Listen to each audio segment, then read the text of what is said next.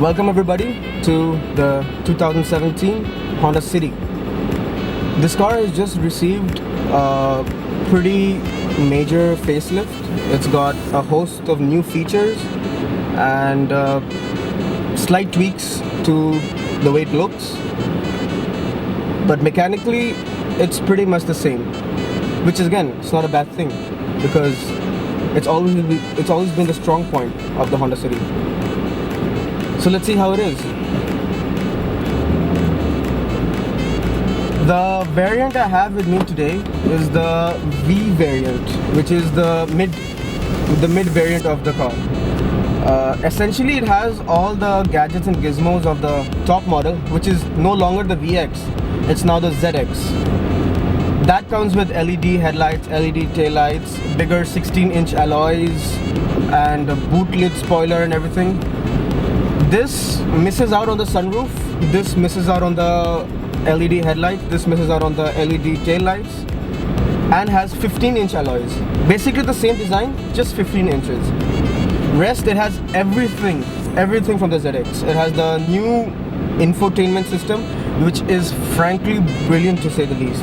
It's got a host of features. It's got Bluetooth, it's got HDMI ports, it's got navigation, it's got a web browser.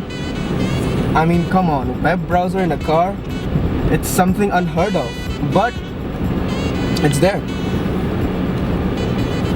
The car has the host of features. It's got everything from web browser, it's got navigation, it's got Bluetooth controls on the steering wheel, you have cruise control, you can control everything nowadays. It's got fully touchscreen AC controls, and yeah, I mean, it's a good feature-full car. I mean, those days are gone when Hondas used to be deprived of any sort of features, but now it's just full of everything. I mean, there's nothing else you could need. I mean, yeah, sure, the higher variants get sunroof and stuff, but I mean, that's just a marketing gimmick. You don't really, I mean, on an average, how often do you use a sunroof? Especially in weathers in India, I don't think it's a practical thing as such. So the car I'm driving right now is the famous iVTEC engine. It's got 119 horsepower from a 1.5 liter engine, roughly 145 Newton meters of torque. So it makes sure that the car has enough punch to keep it going. The diesel is also a 1.5 liter.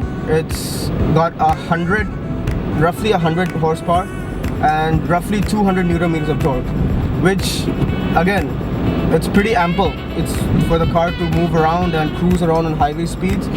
But if you're the enthusiast and you need a little speed in your life, then this is the engine to have for you.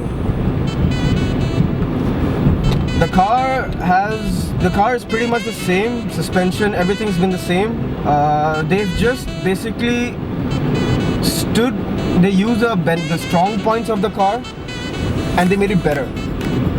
What they did also make is the price. They've made the price really steep because the top end ZX diesel is now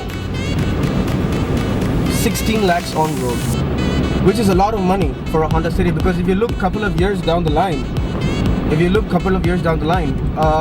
maybe you can say D segment car like Altis, Elantra, they used to cost that much. They've obviously breached the 20 lakh barrier now, but in today's time, a Honda City will set you back by 16 lakhs, which is a lot of money. Overall, the car is brilliant. You know, it's just what a Honda City does. It's great to drive, it's great to look at, it's got great features, it's very comfortable, and it's a Honda, so it's known to be extremely reliable. It's, you know, there's a joke these days, they say that a Honda or a Toyota for that matter, it's going to outlive the owner. Yeah, that's what the reputation these cars have gained. It's beautiful. It's got a beautiful 5-speed slick manual gearbox. Though the petrol comes with a 7-speed automatic with paddle shift options, it's a CVT. Rest, I mean, you know, there's nothing much to say about this car. It's just perfect. They made it expensive, but they know that the car is actually worth the price. I mean, you know, when you get in, you actually can see where the money has gone. The beautiful interior, the beautiful touchscreen, the beautiful leather steering wheel. You got the beautiful dials, which by the way are now white color. The pre-facelift was blue color. So this white, you know, brings around a very soothing touch. It brings a very soothing touch to the interior. It's nice. I quite like this car. I mean, now it comes with all the technology you need. It has reverse sensors, reverse cameras, there's everything. Auto dimming mirrors come in only the ZX variant, not in this V variant. But as per research, the V variant, the one that I'm driving today, is the most popular of the variants because it provides the best of all the worlds. Yeah, it's not overly expensive, yet it provides 80% of the features that the top-end VX and the ZX have.